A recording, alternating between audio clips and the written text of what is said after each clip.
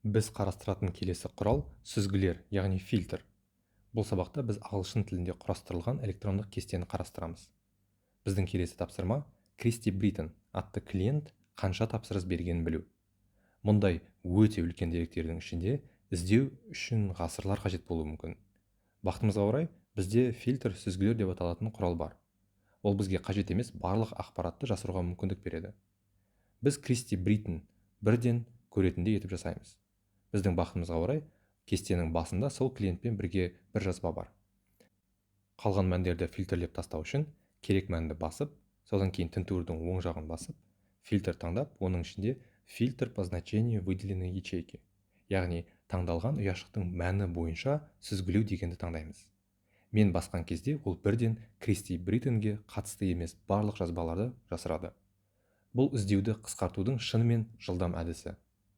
Қараңыз, біз қайтадан тінтуірдің оң жағын басып, фильтрді таңдасақ, онда фильтр по цвету выделенной ячейки, яғни белгіленген ұяшықтың түсі бойынша сүзгілеу, фильтр по цвету шрифта выделенной ячейки, белгіленген ұяшықтың ішіндегі әріптердің түсі бойынша, тағы да басқа деген таңдаулар бар. Яғни таңдаулар жетерлік. Енді біздің деректерімізді қалпына келтіру үшін Ctrl+Z пернелерін басып, артқа ораламыз. Біздің келесі тапсырмамыз сәл күрделі. Бізге 2016 жылы Сиднейде $10,000 асатын барлық тапсырыстарды анықтауды сұрады.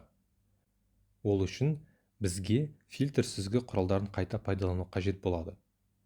Фильтр сүзгі құралын данные деректер қойынды таспасының сортировка и фильтр, сұрыптау және сүзгі тобында табуға болады. Дәл ортасында сіз үлкен сүзгі белгішесін көресіз. Оны қолданар алдын біз өзіміздің деректердің кез келген жерін тінтуірмен басуымыз қажет. Сонда фильтр басқан кезде ол әр бағанға осы кішкентай автоматты фильтр түймелерін қолданады. Бұл бізге деректерді жылдам сүзуге және тіпті сұрыптауға мүмкіндік береді.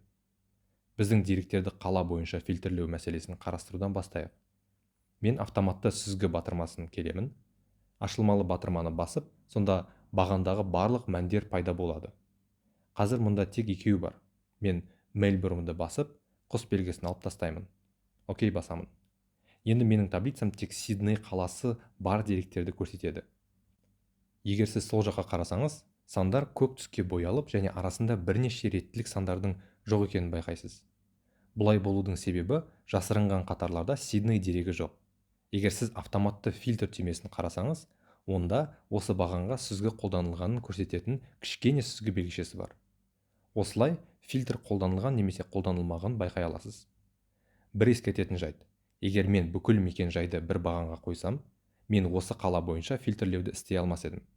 Сондықтан әр бағанда тек бір ғана ақпарат бар болатындай таблица жасаған өте маңызды.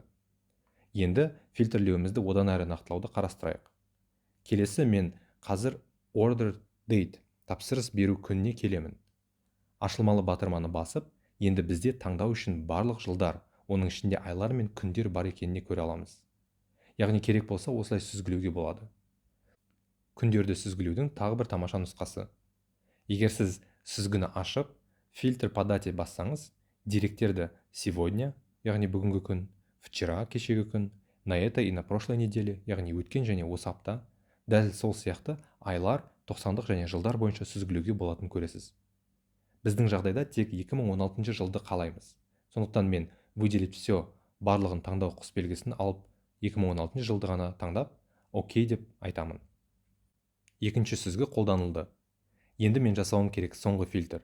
Менің total, жалпы жиынтығымды 10,000-нан астам деп шектеу. Мен ашылмалы батырманы басамын, бірақ қазір барып 10,000-нан аз барлық мәндерді қолмен алып тастау ұзақ уақыт алуы мүмкін. Сондықтан мен мұны істемеймін. Оның орнына мен числовые фильтр деген таңдауға кіріп, басқа нұсқаларды қараймын. Бұның ішінде больше, яғни бір саннан үлкен, және больше или равно, яғни үлкен немесе тең деген таңдаулар бар. Біз екіншісін таңдасақ, Excel бізге 10,000-нан үлкен немесе тең сандардың барлығын шығарып көрсетеді.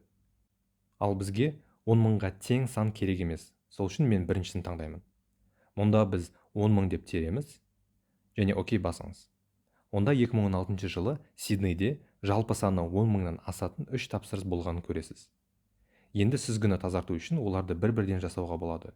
Мысалы, егер мен Сидней мен Мельбурнды көргім келсе, мен қалаға келіп, ашылмалы пернені басып, снять фильтрацию, қаладан сүзгіні тазарту деп айта аламын.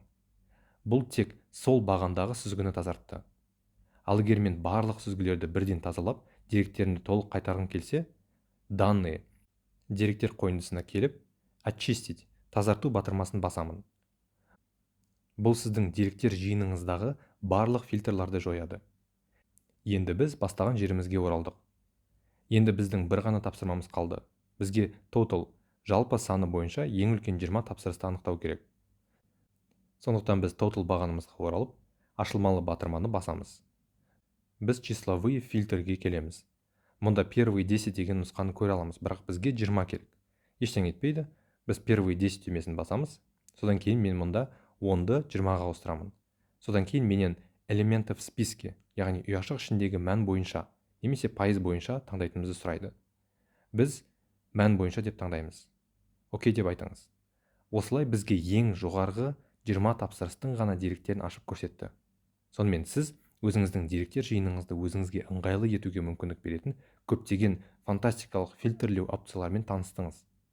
Осы деректермен жұмыс жасайтын басқа адамдар деректер толық емес деп ойлап қалмас үшін фильтрлердің барлығын алып тастайық. Біз деректер қойындысындағы clear батырмасын немесе мына сүзгінің өзін басып, фильтрлерді алып тастай аламыз. Ал енді өздеріңіз осы құрылғыны қарастырып көріңіз.